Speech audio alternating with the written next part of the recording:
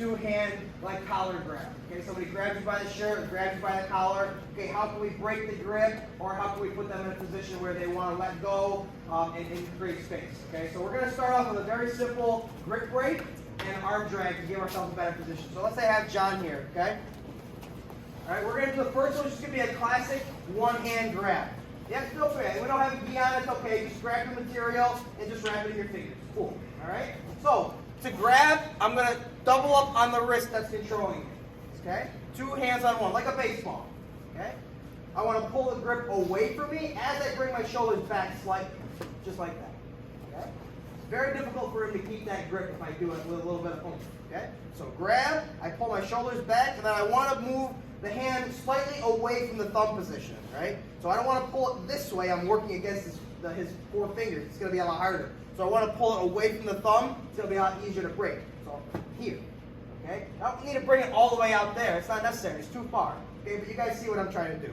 Just pull that direction, okay? I can disengage, okay? Now I understand that, hey, we're in a predicament because you just tried to grab me. Now I can keep my distance. But sometimes you're going to be in this position where you're just having a little bit of a talk, you know, you're not really in a fight, so to speak, okay, but then he kind of grabs you, and, boom, break the grip, and then you can back away. Okay, so that's one option, okay?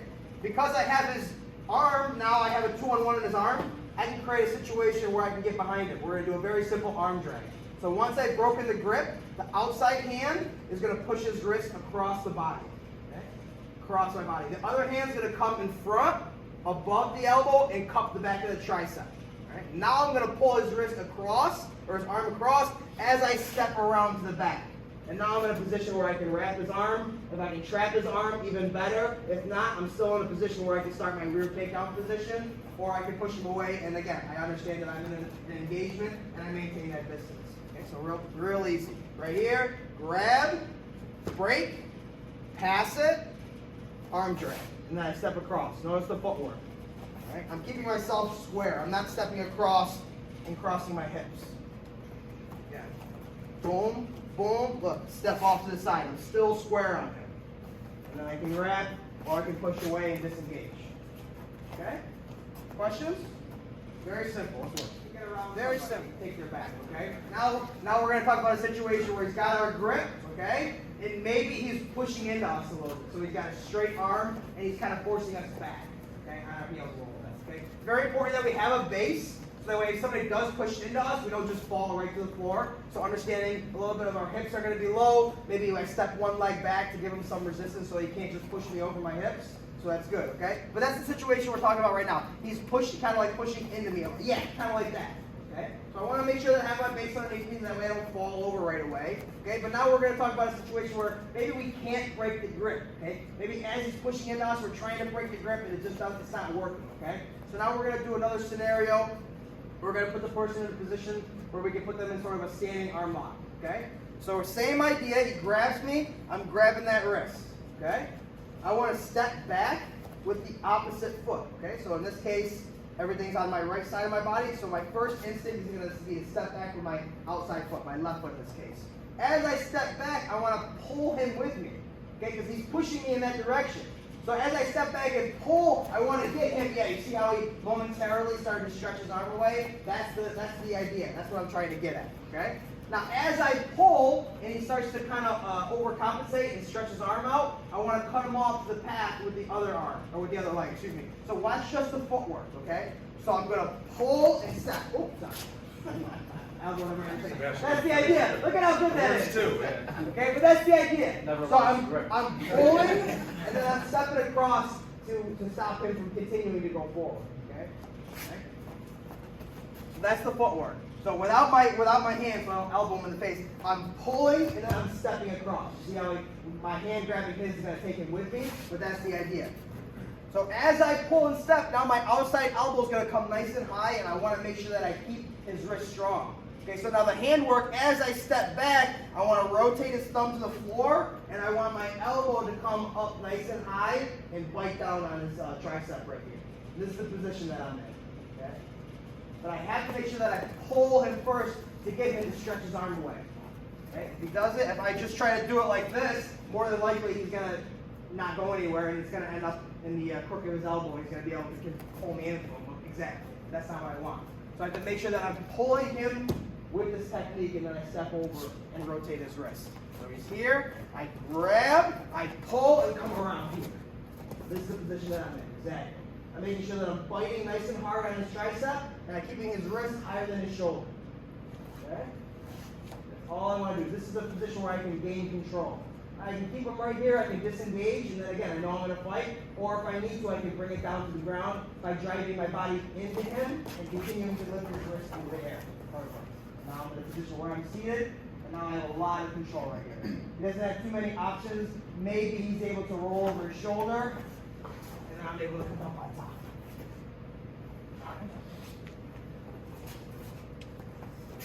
This angle, he grabs, here, double up on the wrist, I step back, cut him off the path, and then I twist.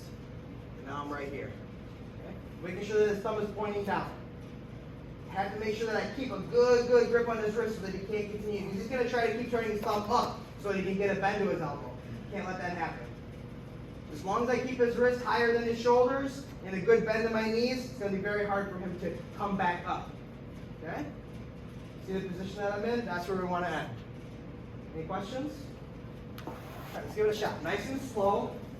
And then we pick up the feet. Now we're going to talk about the same wrist grab, the same hand grab, but now the person's got a little bit of a bend to his elbow. Okay, maybe he's not grabbing me and pushing into me. Maybe he's just kind of keeping me right here. Just on one of these. Right? Right? So since he's not pushing me, I'm not going to necessarily take him back in that direction. Okay? So anytime someone grabs, again, and then that's another good idea to have my hands up. Okay? I don't know what's going to happen here. If he goes in for a punch, I have a hand that's going to kind of block and maybe deflect it a little bit as I crash into him. Okay? So here's the deal. Hands are up. I'm going to keep the same hand up of the potential punching arm. Make sense? Okay? Now this other arm here is going to do a big swimming motion. Big swimming motion. Don't try to go like short and try to go with the wrist. Okay? I need to get his hand more or less in my armpit.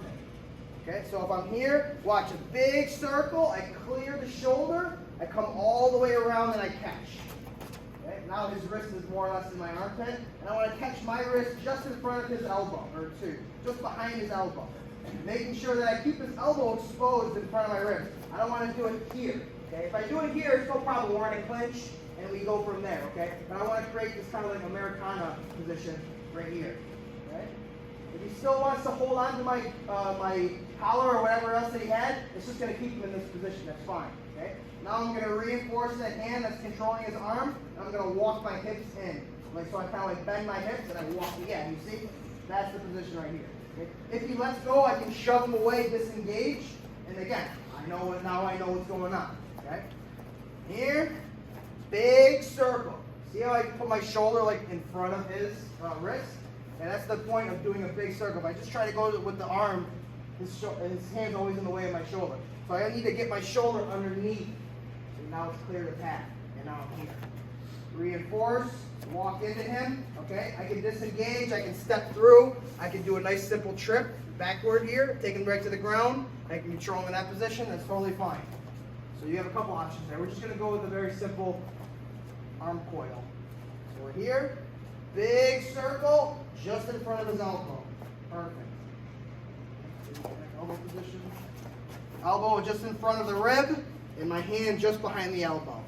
And I'm pinching my right elbow, I'm pinching it, so I'm securing his wrist in my armpit in my armpit area. Reinforce the hand, walk my hips, and yeah, he's usually going to end up letting go. Again, I can step through, trip, I can disengage, whatever I decide to do from there. Okay, so it's a very simple arm coil. Right? I put the person in this position right here. Okay? Questions? Let's give it a shot. Okay? So a couple options. Now we're going to talk about the two-hand grab. Okay? Two hands. So we're going to talk about a close grip and then a wide grip. Okay? Close grip and a wide grip. So he can grab me with two hands with a wide grip, where there's a lot of space in between my hands, or he can grab with a close grip, where my wrists are kind of more or less together. Okay, so let's start with the close grip. So John grabs me with a close grip right here. Again, hands up. I don't know what's going to happen. Comes in with a headbutt. Maybe he lets go with one hand and tries to punch me, so my hands are up. Okay? Now here's what we're going to do. I'm going to get a situation where I want to pin his wrist completely together. Okay? Watch the footwork first. I'm going to step off to the side. Normally, it's a good idea to step off to the side of your dominant leg. So I'm left-handed, so I'm going to step off to the left. Watch the footwork. Okay, I'm not stepping across like this, exposing my back. I'm just stepping up like a clock. Okay, John's the middle of the clock. I'm working around like that. Okay, so I'm going to go here. There's the footwork. Okay. Opposite hand. So in this case, my right hand. He's going to swing it around, and now I have his wrists pretty much together. Okay, I want to go nice and deep with this arm so that I have my wrist that I can grab. If I go too low with this arm, now I'm grabbing my hand, and my hand is pliable. It's not as much, there's not as much potential for a good amount of force. So when I come here, I go nice and deep. So now I can grab my wrist, and that's nice and strong. I want the radial bone going right into his forearm. Okay? Now from here, my dominant leg is going to come through and kick across his body. As I do that, it's creating a lot of rotational force. So I step across with my dominant leg, and now watch the rip. And then I turn back around and face him. Okay?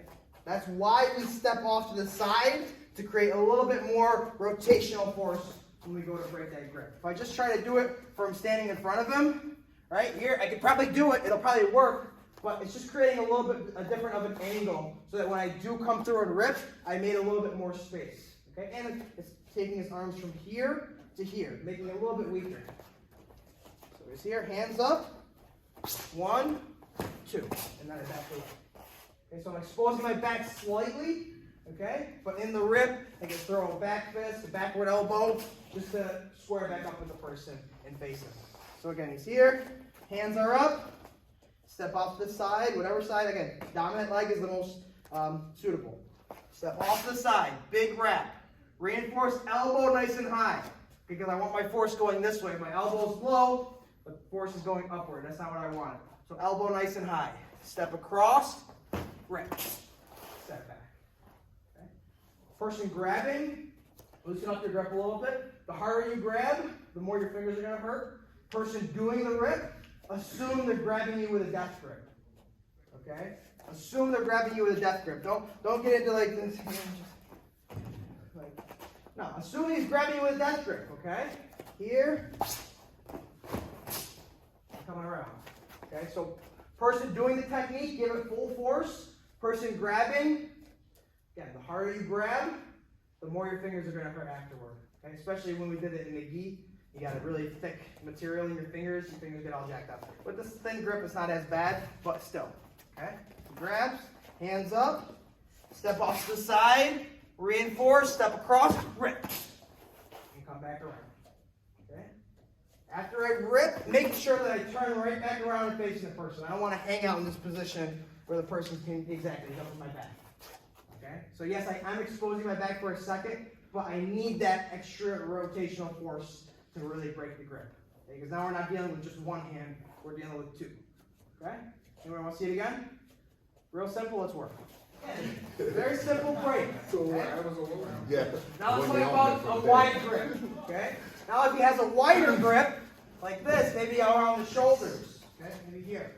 Okay? Now it's going to be hard to put his wrists together so that grip break can be more effective. Okay? So instead, now we're going to come inside of his arms right here. Hands are up. Okay? Watch what I'm doing.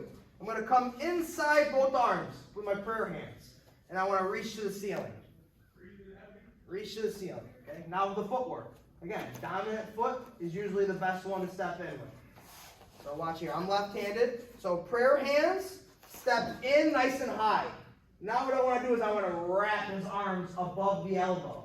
Pinching my elbows together, a good low base. My knees are bent, and my head is on the opposite side relative to my foot. So my left foot is coming forward. My head goes to the right side. Okay? But notice how I'm keeping my elbows nice and pinched. I can grab my hands together to create more like pinching ability. That's fine. Okay, right here, there's probably going to be a little fight, right? He's going to be trying to get away. If he tries to get away, I can disengage. And then again, I know I'm in a fight. Right? So I can keep that distance, or I can crash and clinch. Okay? Grabs, I'm here. I step inside, right, just like this. Big, big swing. Making sure that he can't, because he has double under control, right?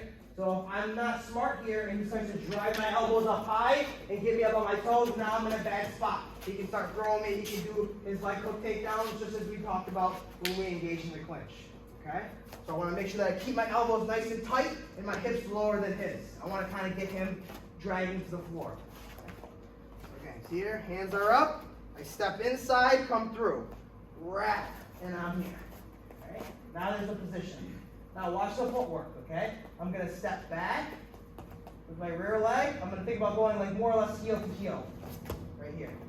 Now as I do it, I create that rotation. You guys see where I'm going? Right here. Now my dominant foot steps across to his leg with a nice bend to my knee. I want to make sure that I'm touching his leg. Okay? I can't be out here like this. The extension of my leg, when I straighten my leg, I have to start knocking him off balance. Okay, so if my leg is not touching him, I straighten my leg, it doesn't affect him. So if we're here, I back step, and then I come across his leg. See how it's touching him? Now when I straighten my leg, it's going to buckle his knee. That's going to start off the offset of technique. As I buckle his knee, I'm just going to do a real simple rotation. It goes to the floor. If he holds on to me strong and go down to the floor with him, it's okay. Okay? But it's probably better if he lets go and he break falls so that he doesn't take the impact of the fall and my body on top of it. Okay? If you want to hang on, fine, no problem. You go down with the person and it's going to suck a lot more. He's here, he grabs, my hands are up. All right, I come through and step in. Grab. And then here, it's a little bit of a fight. It's a little bit of a fight right here, it's fine. Okay? Back step here. See how low I am in relative to him? Okay, I don't want to back step high. I don't need to be up high above his knee. I just need to be in front of his shin, right there. That's all I need. You see when I straighten my leg, how we kind of already started to go over? That's the idea.